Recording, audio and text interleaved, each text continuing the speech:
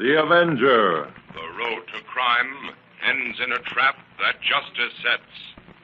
Crime does not pay.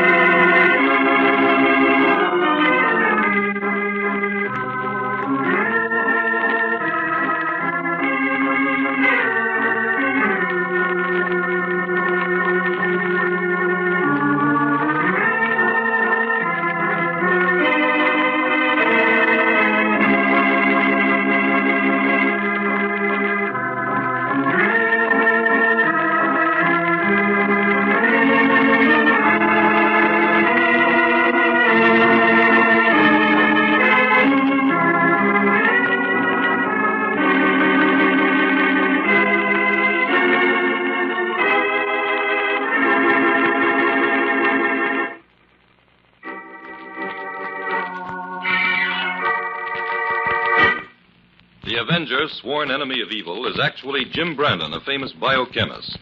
Through his numerous scientific experiments, Brandon has perfected two inventions to aid him in his crusade against crime as the Avenger. The telepathic indicator, by which he is able to pick up thought flashes, and the secret diffusion capsule, which cloaks him in the black light of invisibility. Brandon's assistant, the beautiful Fern Collier, is the only one who shares his secrets and knows that he is the man the underworld fears as the Avenger. And now, the Avenger and the Wingate Heirs.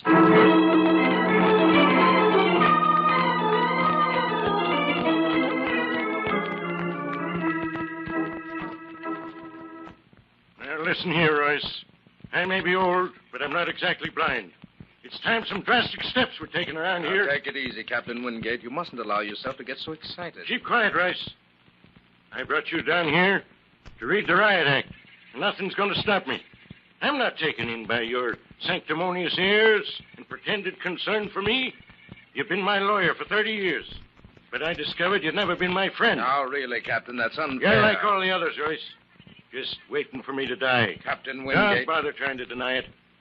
I know you've been using my holdings to put through deals I never authorized. That's as good as stealing, Royce. And by the great horn spoon, I'm going to make you pay for it. Captain Wingate, listen. You listen. I want you to bring my will over here in the morning. I'm cutting you out of it, along with those 4 good-for-nothing nephews of mine. I'll leave every penny to the Seamen's Charity. Captain Wingate, as your will stands, it's very eccentric insofar as your nephews are concerned. You're making them sweat for every dollar as it is. Now, why not? Do as I tell you, Royce. Have that will here first thing in the morning. I'm going to send all you vultures packing.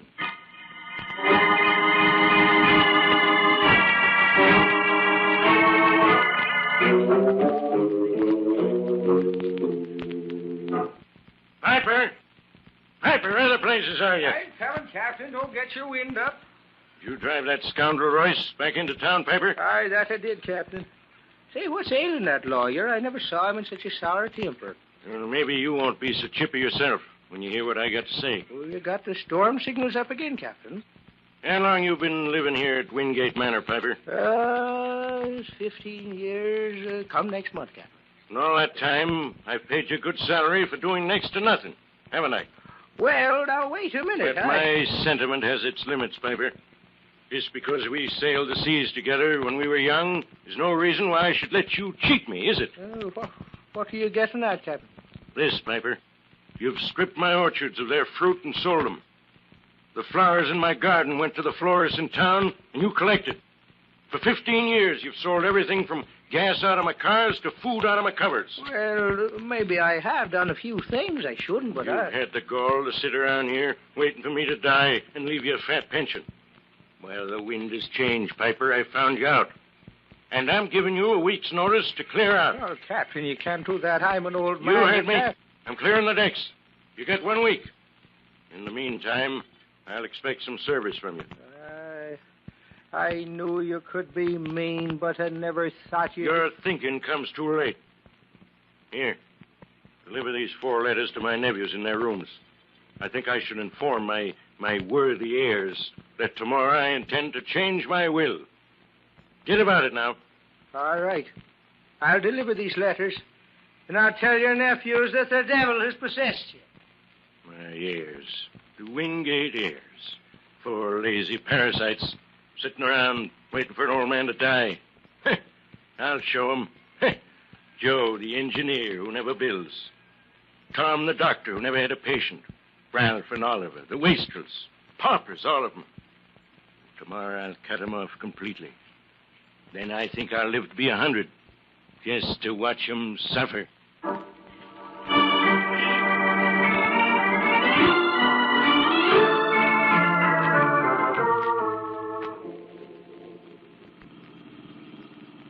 Turn left here, Jim. That's Wingate Manor at the top of the hill.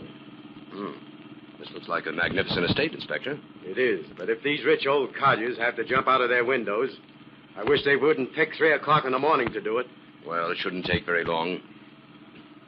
Say, there's quite a crowd gathered in front of the house. Pull up here, Jim. Okay. Come on, let's have a look. Step aside, please. Police. There's the body over there, Jim. Better look it over. Right, Inspector. Who's taking charge of things here? I'm Smedley Royce, Captain Wingate's lawyer. I'd be glad to help in any way I can. Were you here when this happened? No, I just arrived. Dr. Thomas Wingate, one of Captain Wingate's nephews, called me. Who discovered the body? I think he did. Dr. Thomas, I mean. That's right, Inspector. I'm Tom Wingate. My room faces this side courtyard. I heard the noise and came running, but Uncle was dead before we reached him. We? Yes, my 3 cousins, Joe, Ralph, and Oliver. We all got out here at about the same time. I see.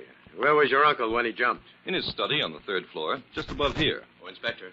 Yes. Wingate seems to have died instantly. Okay, Jim. My men will be here in a minute. In the meantime, let's have a look at the study upstairs. Would you mind coming along, Royce? Not at all.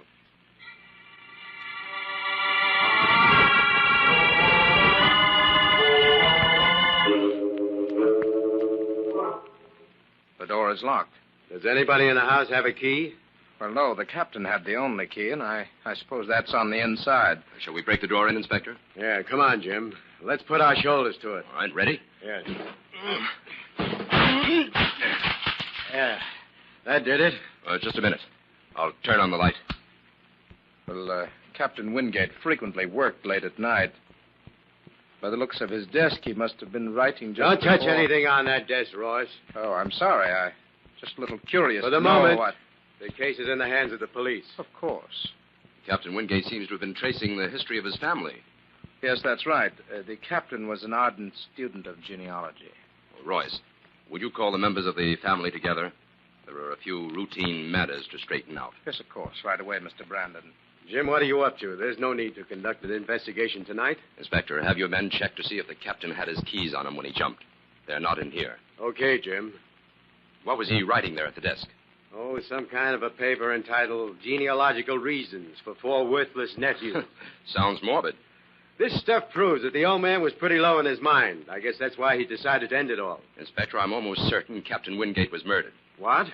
There are things in this room that just don't add up to suicide. For instance? Well, this is a small, uncomfortable room.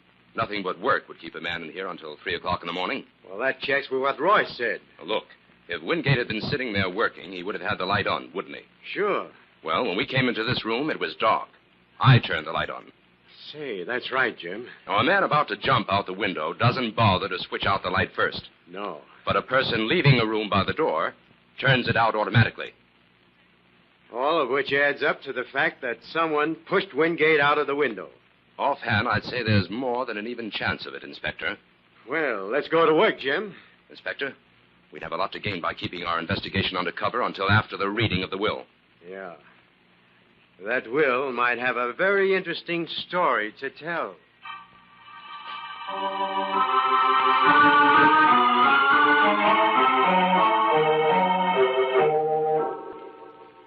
after the deduction of these personal bequests to the above mentioned for services rendered, I bequeath the rest of my estate to my 4 nephews. Well, that's what we've been waiting for, I should say. Just a moment. I haven't finished. There's several conditions. Provided each of those nephews stays in my study alone for 1 week and, using the books available there, traces the history of the Wingate family down to the time of his own birth.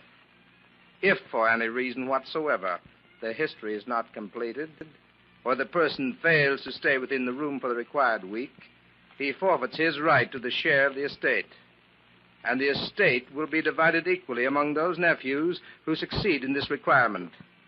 If none succeeds, the estate is willed in its entirety to the Seamen's Charity, as indicated above. Well, Jim, that last clause certainly threw a bombshell into this little gathering. I think that's exactly what it was meant to do, Fern. Old Captain Wingate certainly had it in for those nephews of his. Mr. Royce, just a moment, please. Quiet, please. Joseph Wingate has the floor. Thank you. I'd like to ask a question, Mr. Royce. Go right ahead.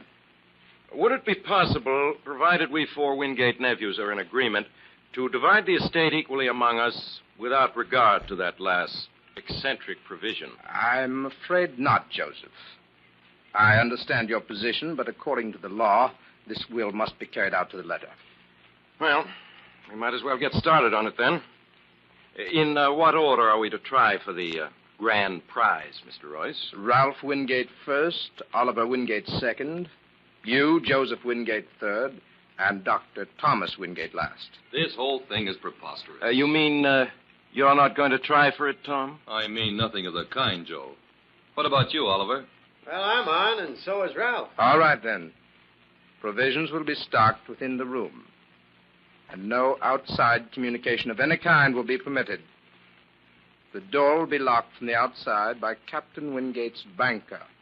Well, Ralph, are you ready? Let's see how you can take a week of solitary confinement.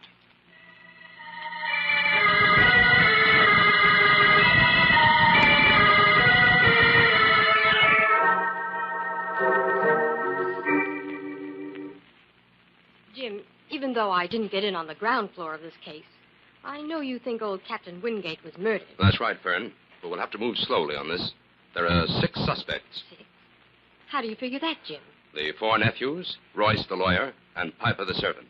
Every one of them had something to gain by Captain Wingate's death on that particular night. Why that particular night? Because Wingate planned to change his will the following morning and cut every one of them off without a cent. How did you find that out, Jim? Wingate had drawn up a rough draft of the changes he intended to make. Those papers were found in his coat pocket after his death. 6 suspects. Which one do we go to work on first? All of them. We're going to make a tour of the house. That way we should find out a few things about the people who live in Wingate Manor.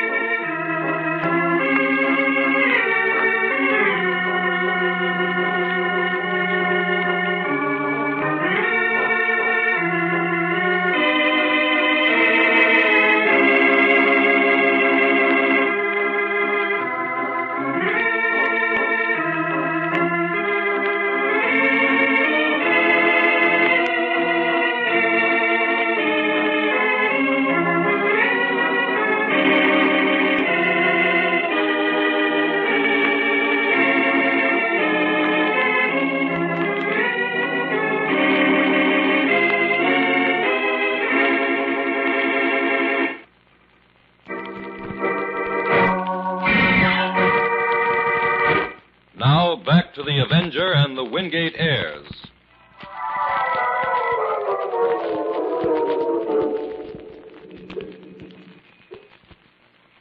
that's that. We've worked our way right up here to the attic, Jim, and haven't found a thing.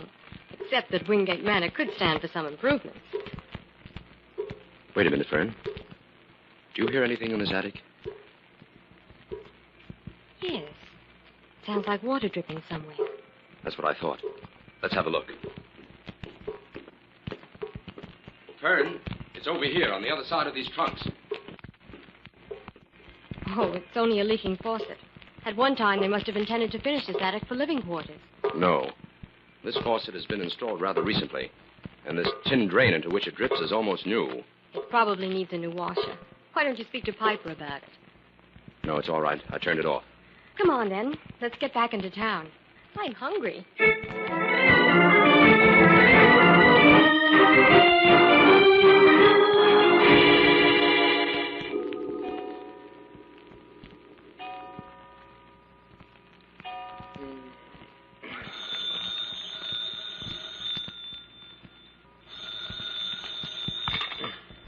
Hello?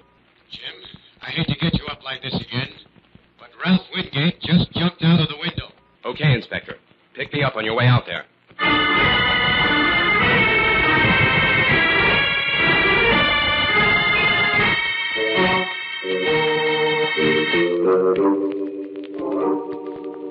Well, Jim, we had a few hours to go over everything. Do you think Ralph Wingate was murdered? There's nothing to indicate that, Inspector. This has all the earmarks of suicide. Then that washes up the case. Ralph murdered the old captain. Then his conscience started bothering him while he was locked up here alone. A possibility, Inspector, but we'll have to prove it. Well, that might not be so easy to prove. It's Oliver Wingate's turn to go into the study next. Let everything proceed according to schedule. I'm beginning to get an idea, Inspector.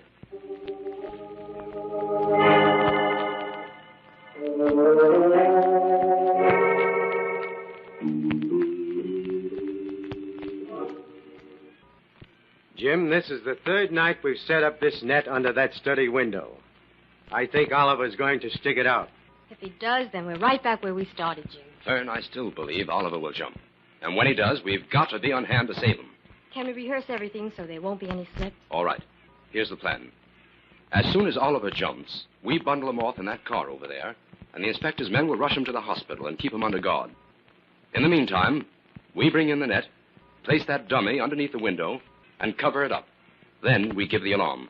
And within a few minutes after that, some of my men will arrive and bear the dummy away. And to the best knowledge of our suspects, Oliver Wingate is dead. All very well, but where does all this get us? It gives us a chance to question Oliver Wingate and find out why he jumped. From there, it should be easy to trace the murderer. Oh, Jim, look. It's Oliver. He's on the window ledge. He's going to jump, all right. Get ready, Inspector. The noise! The noise! I can't stand it!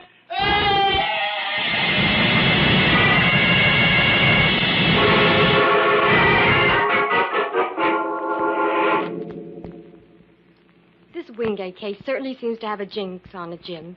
Every clue we start to work on goes up in smoke. Yes, we've had some tough breaks, Fern. If things had worked out as planned, the case would be solved by now. Well, we had no way of knowing Oliver would crack up completely and not be able to tell us anything. We did find out one thing. Oliver had his ears stuffed with paper. He was trying to shut out that noise he screamed about as he was falling. Doctor says he'll probably be all right within a few weeks. Oh, we can't wait for that. In the meantime, it serves our purpose to let everyone here at Wingate Manor believe he's dead. Who's locked up in the study now, Jim? Joe, the engineer. I'm completely baffled. I don't know whom to suspect. There are still 4 suspects, Fern. Royce, Dr. Tom, Piper, and Joe. We can't overlook any of them. This case proves that too many motives are as bad as none at all. I'm going up to the attic. I want to do a little investigating. The attic again? What's so interesting up there, Jim? I'll let you know later, Fern. Right now, I want you to go downstairs and keep your eye on Piper and Dr. Tom. They had their heads together in the dining room when we came up here. Right, Jim.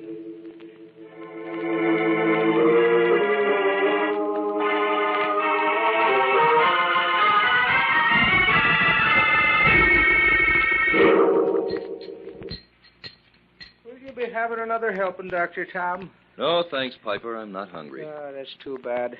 You ought to eat, Dr. Tom. At a time like this, a man needs his strength. Yeah, things are in a mess, all right. Every time I turn around, I run into Brandon or that police inspector. Why don't they keep their noses out of things that don't concern them? Well, I reckon the police have a right to get their wind up over 3 deaths, Dr. Tom. 3 suicides, Piper. Were they, Dr. Tom? Piper, what are you driving at? Oh, nothing. Come on, out with it. Well, you got to admit that the old captain died mighty convenient for a lot of people. You included, don't forget that. Your head was going to roll with the rest of us. Oh, I'm not accusing anybody. No, I'm just talking. Well, be careful what you say. Jim Brandon's snooping around the house somewhere. If he should happen to find out that Uncle planned to change his will, he'd arrest all of us on suspicion. You know, I got a feeling all our troubles will be over, so. And what makes you think that? Well, Mr. Joe ain't a jumping kind. He'll last the week out up there in the study. Well, if Joe can do it, so can I. When my turn comes, I'm not going to oblige Joe by jumping out the window and letting him inherit everything. Well, I hope you're right. Because if neither you nor Mr. Joe sticks it out, Mr. Royce will have the most to gain. Aye. He's to be one of the trustees if the estate goes to charity, ain't he? Yes. Yeah, that Royce is a slick one, all right. Right. But I'm putting my money on Mr. Joe, though. He's got a stubborn streak in him. Just like the old captain. Yes, you and Joe always did side together, didn't you? You know, sometimes I wonder... Oh, get into the kitchen, Piper, before I say something I'll be sorry for.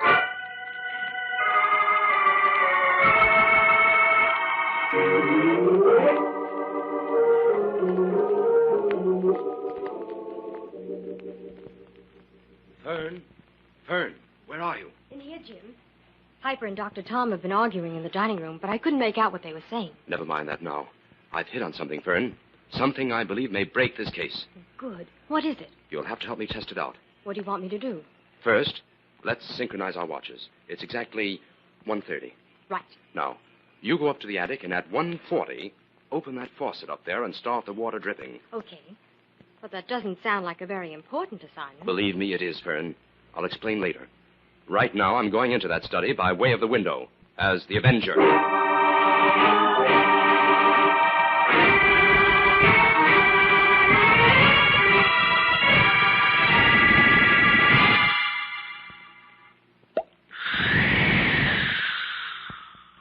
What's that noise? Who's there at the window? That's strange. There's no one there. This place must be driving me batty. I'd better get hold of myself. I am hearing things. The water, I hear it dripping. That can't be. My mind is playing tricks on me. That's it, my mind. It's the sound of your conscience, Joseph Wingate. Who's in this room? Who spoke? The voice of justice, calling you to account, Joe. No, it's all in my mind. There's nobody here. The Avenger is here, Joe. The Avenger? Where are you? I'm here, but you can't see me. You're blinded by the crimes you have committed. Get out of this room. This is some trick to make me lose my inheritance. You've already lost that, Joe. No, I haven't. Nothing will drive me out of here. Then I will stay here with you. The dripping water and I. We will stay here to remind you of your crimes and wait for your confession. I confess nothing, and I never will. Listen to the water, Joe. Listen to it. No, let me alone. Ralph and Oliver listened to that dripping until it drove them mad. They're whispering to you now, Joe. Their voices accuse you, and the old captain calls out from his grave. No. Listen, Joe. Listen to what the dripping water says. No. You hear it? It keeps saying, murder, murder, murder, murder, murder. No, I won't confess. You stay here if you want. Let the dripping water drive you mad. The stakes are high, Avenger. And Joseph Wingate is playing this hand out.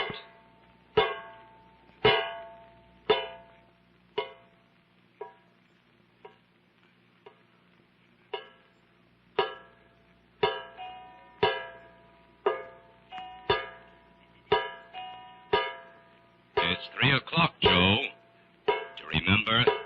It was 3 o'clock when you pushed your uncle from that window. Let me alone. Let me rest. There's to be no rest for you, Joe. Not until you confess your crimes. I can't. stand it any longer. Turn that water off. Stop it! Stop it! Ralph and Oliver cried out like that, Joe. But there was no one to hear them. Stop it! They stuffed their ears with paper, but they couldn't shut out the sounds. And so they jumped. No. No, I won't jump. Confess that. I can't stand it. I'll tell everything. Yes. Yes. Write it all down,